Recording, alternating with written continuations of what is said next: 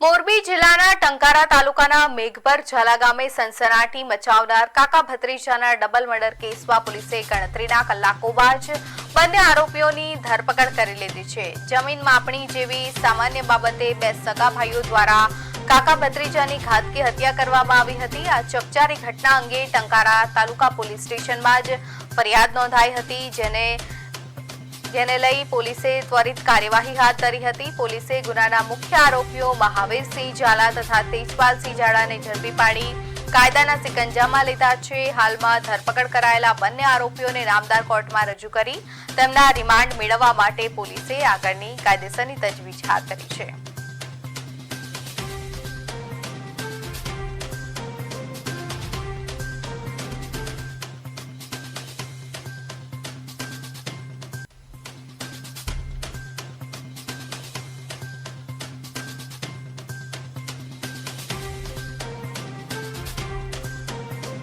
આ આરોપીઓ છે એમને જે આ બનાવને અંજામ આપ્યો એના મોટિવનું મૂળ કારણ એ હતું કે એમની જે બાજુની જમીન હતી એ આરોપીએ પોતે આ મરણ જનાર પાસેથી લીધેલી હતી, પણ વચમાં એમણે લોહાણાને વેચેલી હતી ને ત્યારબાદ લીધેલી હતી।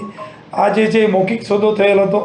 દરમિયાનમાં મરણ જનારે આ જમીન પોતાનામાં ફરીથી કરાવી લેતા આ ઉશ્કેરાટને જન્મ થયો હતો અને એ પછી 10 વર્ષે આ જમીનનો માપણી કરવામાં આવી ત્યારે એ લોકોએ પાછલી જે બનાવ હતો એને ધ્યાનમાં રાખી અને આ મર્ડરના બનાવને અંજામ આપ્યો છે।